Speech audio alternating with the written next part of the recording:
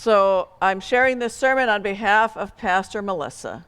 In Encanto, the movie, a multi-generational family lives together in their house, which is Encanto, or enchanted. Their abuela, grandmother, is the matriarch, and each family member is given a gift by their enchanted house. The gifts vary widely. In the sung words of the main character, Mirabel, she describes their gifts. Quote, "My tia Peppa, her mood affects the weather. When she's unhappy, well, the temperature gets weird. My tio Bruno, we don't talk about Bruno. They say he saw the future. One day he disappeared. Oh, and that's my mom, Julieta. Here's her deal. Whoa, the truth is she can heal you with a meal. Whoa, her recipes are remedies for real. If you're impressed, imagine how I feel, Mom." Mirabel continues with what she calls a grandkid roundup. Quote, "Cousin Dolores can hear a pin drop. Camilo shapeshifts. Antonio gets his gift today. My older sisters, Isabella and Luisa, one strong, one graceful, perfect in every way, grows a flower, the town goes wild. Isabella, she's a perfect golden child. Luisa, and Luisa's super strong. The beauty and the brawn do no wrong." The characters serve their family and their town through their gifts. Their gifts define them in their lives, except Mirabel. The house doesn't give her a gift. In our reading from 1 Corinthians, Paul writes that we are all given the manifestation of the Spirit for the common good. And we're all given other gifts. Some may have one thing, someone else may have another, sort of like Encanto. So some questions we might reflect on related to gifts. What gifts do you have? Yes, you have many. Sometimes it can be hard to identify our gifts. Like Mirabel, our gifts aren't always obvious. You might think about a time when you struggled to identify your gifts. Have you ever relied so much on one of your gifts that it became your identity? What was that like? What did you do?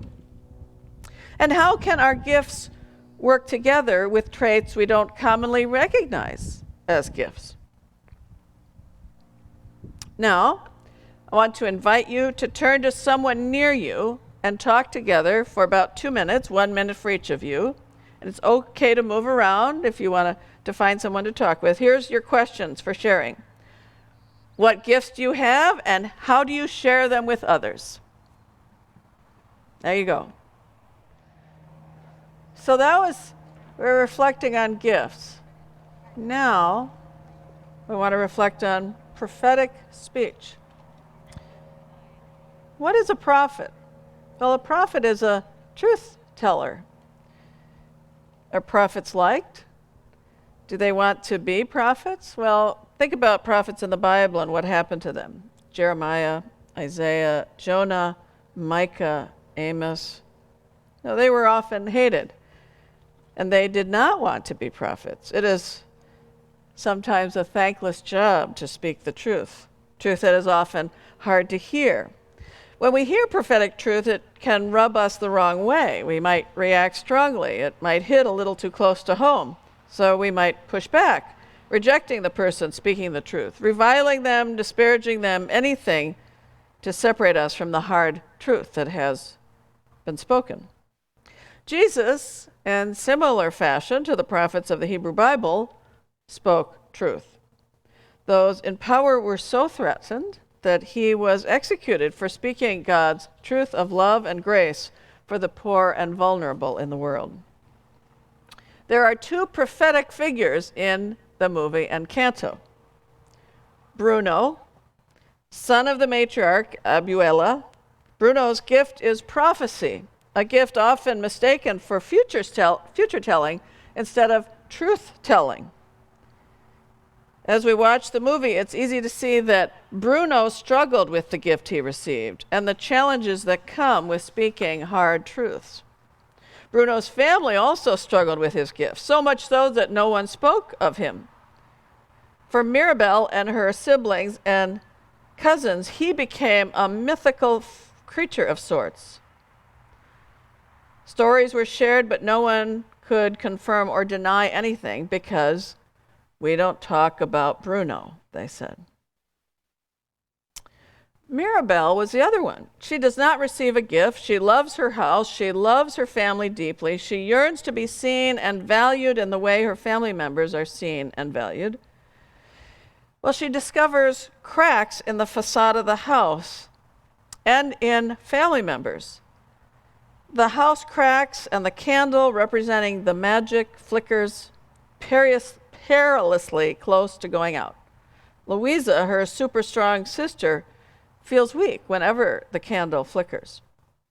As Mirabelle seeks to tell Abuela and other family members what she has witnessed, they reject her out of hand. As she continues pushing, her sisters open up. Louisa reveals that it is a burden to always be the strong one, never able to show any weakness. Isabella reveals that she doesn't want to be the perfect one and discovers there is freedom in creating for joy and passion and not perfection. So some questions we might reflect on. Mirabelle's story and the experience of her family makes us wonder, how far do we let things go before we listen to those speaking truth in the world? Who are the truth tellers in our world today? Who are the people reviled by those in power? Who are the people saying things that cause a big reaction in you? Where do you see hope in the world as a result of those speaking truth?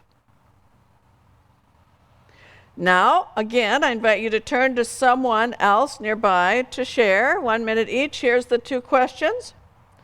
Who are the truth tellers in the world today? And how are you identifying them and listening to them? Who are the truth tellers in the world today, and how are you identifying them and listening to them? In conclusion, Encanto has many themes. In the coming days, we might continue to reflect about how that movie engages with our Christian beliefs and values. Today we've explored 2 aspects of that. Let us continue to consider other ways this movie engages our faith and how our faith engages the world in which we live. And perhaps you may yet watch Encanto or rewatch it and reflect on the gifts God has given you and how you share those gifts, and reflect on the truth tellers in the world and how you respond to them. Thanks be to God for Pastor Melissa's sermon, and thanks be to God for stories. Amen. I invite you to be seated for a few community announcements on this day. First, a special word, a daily and weekly word, a clear word. Welcome. As the ushers bring the clipboards around, we invite you to fill these out. You can come around now, and if you're a newcomer, share a bit about yourself or sign up to receive our weekly church emails, and then pass the clipboards back down your row so everyone has a chance to review names. Following worship, everyone's invited to stay for refreshments and fellowship. Refreshments are straight across the parking area. This next week, we will again have Monday morning community coffee and donuts outside around those tables and benches down there. That'll happen every Monday morning at 10 a.m. However, I have an announcement to share about this Wednesday nights, the last of our 4 Wednesday Wonderings, which have been wonderful gatherings, but because of the heat, it's been suggested that we forego that gathering this Wednesday night. So that is the word. We'll be getting the word out in other ways. So please do not come for this Wednesday night's Wednesday Wondering. We continue, though, to plan to gather every Sunday morning for worship outside, weather permitting. And if you haven't yet, I think there's a few car magnets left, maybe, that you might grab for your car to help spread the word of invitation to these outdoor gatherings. And we also continue to have our green bags, reusable bags, and Frisbees. If you haven't picked those up, please do so. You're welcome to share. A few other upcoming things we want to lift up. We invite you to sign up after worship today for the church outing to the Tacoma Rainiers game on September 3rd, Saturday afternoon. You can find the sign-up table over by coffee following worship. Cindy's pointing back over there. And then to be thinking about who all you will invite to our upcoming water play days in August. Sunday afternoons, 2 to 4 p.m., right outside here. Invite friends of all ages who love to play in and around water. That will be fun. And today we also ask that everyone, I'm going to wave these at you, these flyers and cards about evening contemplative worship, which will be a new way for us to reach out on Thursdays at dusk here outside under the trees, beginning August 4th. We're going to gather right over here for these contemplative worship services. We had a little rehearsal on Tuesday night, and it was a lovely setting to gather in concentric circles over here. I have some lists, a copy of, some people did work on what establishments in town are willing to put up our flyers. So now we just need people to take the flyers there. So I have those lists. If you'd like to gather after worship, I could hand these out to you, and then you could all decide which ones of you are taking which of these, so we don't all end up at the same places.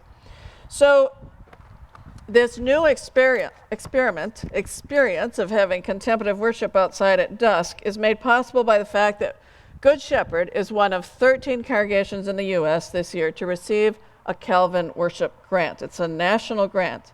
This is an honor for the whole congregation, and now it is for the whole congregation to share in reaching out with invitations to these unique gatherings. These special times will begin with conviviality and chocolate at 7:45 p.m. and worship at 8:30 p.m. It's one of the ways we're seeking to connect with spiritually hungry people in our community, such as those who say that they are spiritual but not religious, our seekers, our spiritual people who want to be a part of a village of care and connection. Thank you for your joy and enthusiasm for reaching out with invitations and welcome, for the gift of being an open-hearted church in the South Sound area. God is doing a new thing right here and far beyond us.